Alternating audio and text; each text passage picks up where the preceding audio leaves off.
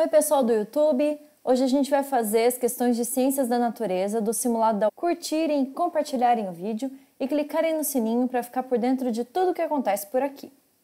Questão 35. Um bloco de massa M desliza B, C e D conforme indicado no esquema. Então a gente tem uma rampa aí, o bloquinho está aqui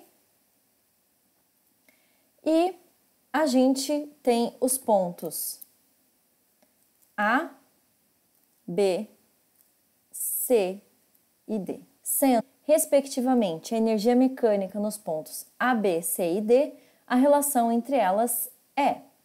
Pessoal, o que é energia mecânica? É a soma de todas as energias que estão envolvidas no sistema, tá? Então, o que a gente tem de energia aqui? A gente tem energia potencial gravitacional, a gente tem energia cinética. Observem uma coisa importante aqui, ele fala que é sem atrito. Se é sem atrito, significa que não tem perda de energia, ok? Então, o nosso sistema é formado por energia potencial gravitacional, por exemplo, porque não tem mola, né?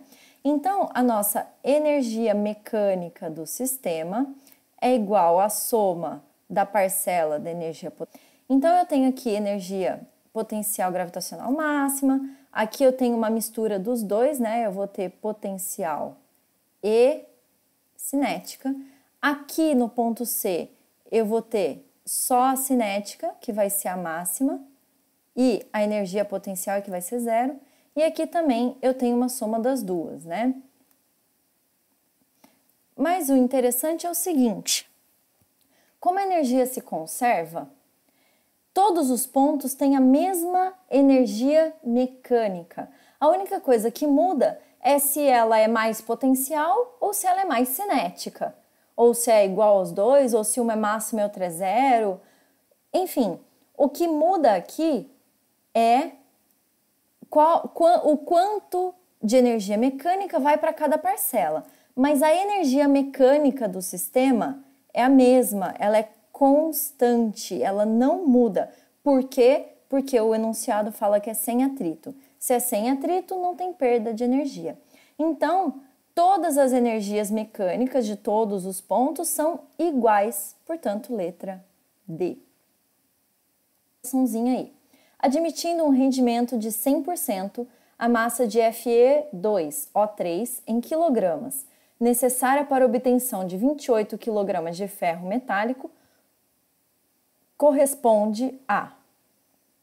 Pessoal, aqui a gente tem que fazer a gente tem que trabalhar com o balanceamento da equação, né? A equação já está balanceada e aí a gente tem que observar o que esses números são. Esses números representam a quantidade de mols. Então, para cada 2 mols de Fe2O3, são produzidos 4 mols de ferro metálico.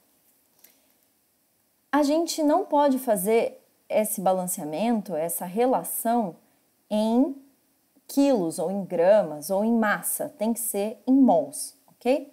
Então, quilos de ferro. Quanto que é isso em mol?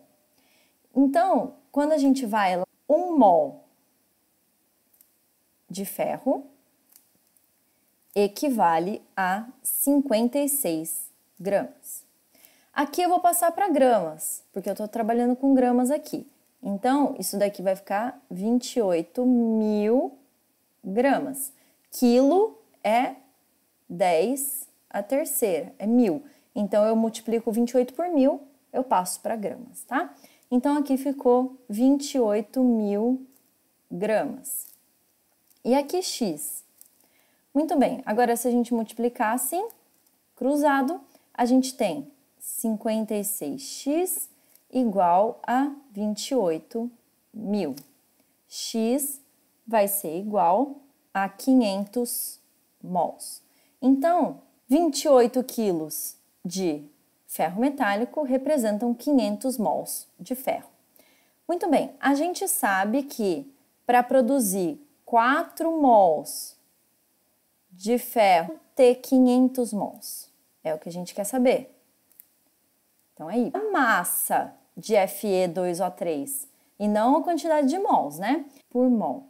Então, como o oxigênio tem massa de 16 gramas por mol, 56 mais 3 vezes 16. E isso vai dar pra gente... O Fe2O3 tem 160 gramas por mol. Então, em 1 mol, a gente tem 160 gramas. E em 250 mols, quantos gramas a gente tem? É isso que a gente quer, a massa do Fe2O3. Então, a gente vai ter 1 vezes M, que é M mesmo, igual... E isso vai dar pra gente 40.000 gramas. Se do quilo pro grama a gente multiplica por 1.000, do grama pro quilograma a gente divide por 1.000, tá? Então, vai ficar 40 quilogramas e a nossa resposta é letra B. Questão 41. Uma mistura formada por quantidades iguais dos isômeros planos de fórmula molecular C4H9F foi analisada em uma empresa para ser utilizada como matéria-prima. O resultado correto da análise revelou que cada isômero possui o seguinte percentual em massa. Pessoal, aqui basta a gente montar assim, ó. A gente tem 4 carbonos. Então, 1, 2, 3, 4. A gente tem um flúor, então F. E a gente tem 9 hidrogênios. Então, a gente sabe que os carbonos fazem 4 ligações. O flúor eu não sei, mas a gente vai contar primeiro os carbonos. Então, ó, esse está fazendo 1. Então, aqui tem 3 hidrogênios. Esse está fazendo 2 ligações. Então, aqui tem 2. Esse está fazendo 2, aqui tem 2. Esse está fazendo 2, aqui tem 2. Então, ó, 3, 4, 5, 6. Cara, vamos observar aqui, ó. Ele fala de isômeros planos. O que são isômeros planos? Significa que ele tem a mesma fórmula molecular, só que o desenho dele é diferente. Então, quantos isômeros a gente pode ter com essa fórmula molecular? O que acontece? A gente tem esse com o F ligando no primeiro carbono, a gente pode ter com o F ligando no segundo carbono e assim por diante. Então, a gente pode ter 4 tipos, certo? Porque ele pode ligar no primeiro, no segundo, no terceiro. Cada isômero possui o percentual em massa de 25, 1/4 da massa, tá? Então, da mistura, né? Cada um deles possui 1/4 da massa da mistura, porque tem 4 isômeros diferentes, tá? Então, a nossa resposta é letra C. Questão 42. Para a exemplificação do princípio de Pascal, um professor constrói uma prensa hidráulica utilizando 2 seringas, água e um pedaço de mangueira, como ilustra a imagem. Então, a gente tem aí seringa A, seringa B, a mangueira, a água, etc. Sobre o êmbolo da seringa A são colocadas 6 moedas de R$1. Sabe-se que as áreas dos êmbolos das seringas A e B correspondem, respectivamente, a 3S e S. Para que o sistema fique em equilíbrio, a quantidade de moedas que deve ser colocada sobre o êmbolo da seringa B é igual a... Pessoal, aqui, princípio de Pascal. Ele diz que a pressão aqui é igual à pressão aqui. Então, vamos primeiro descobrir o que é PA e PB. Então, a pressão em A. A pressão em A vai ser força sobre área. O que é a força aqui? São as 6 moedas. Aqui, ó, vamos dizer que uma moeda tem o peso igual a emão. Então, aqui no lugar da força, eu vou dizer que tenho 6 emão de força, 6 vezes o peso de cada moeda de R$1. E a área? A área é 3S. Então, 3S. A área é S. Agora, o que a gente faz? A gente iguala PA com PB, que é o princípio de Pascal. Então, a gente vai ter 6M sobre 3S igual a força que eu quero saber em B, dividido por S. Dividido por 3 dá 1, dividido por 3 dá 2. Então, a força em B é igual a 2M. Ok, cadê o número de moedas? A gente não definiu que uma moeda é 1 emão? Se deu a força igual a 2 emão, significa que eu preciso de 2 moedas. E a resposta é letra C. Questão 43. Molécula. Então, a gente tem aí 4 funções alcoóis.